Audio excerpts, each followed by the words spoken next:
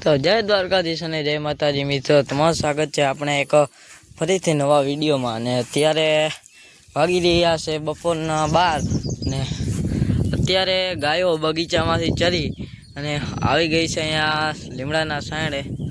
જો બધા અહીંયા બેઠા છે અને બીજી ગાયો આંબા નીચે બેઠી હોય ને અહીંયા ચરે પાડીને અહીંયા ચરે હતી અને બીજા અહીંયા સાંયડે બેઠા છે। તમે જો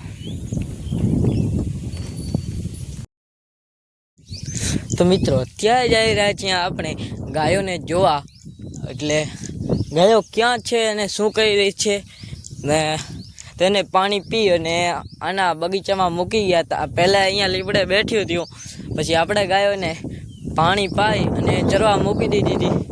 એ ગાયો આ બગીચામાં છે કે આ બગીચામાં છે એ આપણે અત્યારે જવાનો છે જોવા। તો આપણે આ બગીચામાં જોઈ હીરા ક્યાં જડે, તો હવે તમને આપણે ગાયોને જ્યાં પાસે જઈ અને તમને મળાવીએ કે ગાયો શું કરી રહી છે અને તે ધરાઈ ગઈ છે કે ભૂખી છે કે શું કરી રહી છે, તો હવે આપણે આગળના વિડીયોમાં બતાવશું।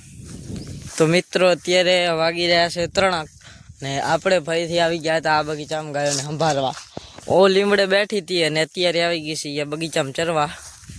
તો અહીંયા પાંડે ચરે છે, આ માંદુડો છે, બીજી ગાય ચરે છે રહ્યું, હા મેં પરમ ચરેરો ને આમ જો આ ગાય ધરાઈ અને બેઠી છે અને અંજિયામાં ખડ તો ઘણો હોય છે, ગાયોને ખૂટે નહીં। આમ જો ધરાઈને બેઠા, અહીંયા વરજને પાડીને બધા આંબા નીચે બે ઊભ્યું હે।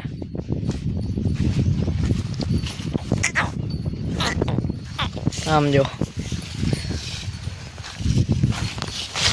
આમાં કાંઈ ને ઘટે આ ખડમાં ગાયો અહીંયા મહિના માથે 3-4 દિવસ થઈ ગયા અને ગાયોનો આખો રંગ રૂપ બદલી ગયો। તમે જો આ હમણાં રતન ભેગાયો એ વાસડો,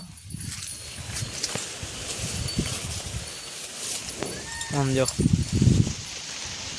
આ એમાં આંબાની ટાઢી હવા આવે છે, ગાયોને ગરમી નથી થતી। વરસાદ જેવું લાગતું નથી, વરસાદ આવી જાય ને તો આ આંજી ખડ પાંગરી જાય તો ગાયોને આંજી જલસો પડી જાય, પણ અત્યારે ગાયોને કાંઈ વાંધો નથી।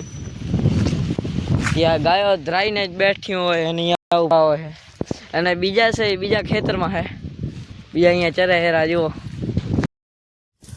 તો મિત્રો આપણે અત્યારે આવી ગયા છીએ બીજા બગીચામાં જ્યાં મયુર પટેલને બીજી ગાયો ચરે હેરી। તો આમ જો वो बगीचा करता खड़ा में ओछो है, ते छतां गायो आमां जई रही छे। आमां घणा दिवस गायो ने बधी चढ़ी रही एटले खड़ ओछो थई गयो तो अत्यारे जो आ गायो बधी चढ़ी रही है।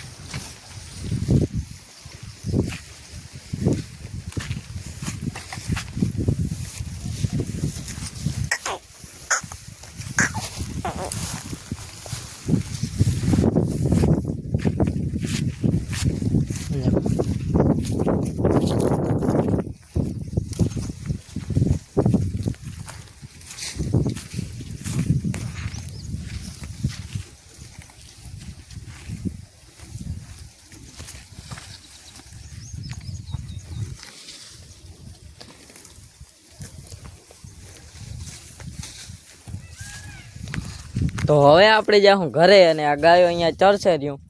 તો હવે આજના વિડીયોમાં આટલું જ, હવે મળીએ આવતા વિડીયોમાં, ત્યાં સુધી જય દ્વારકાધીશ અને જય માતાજી।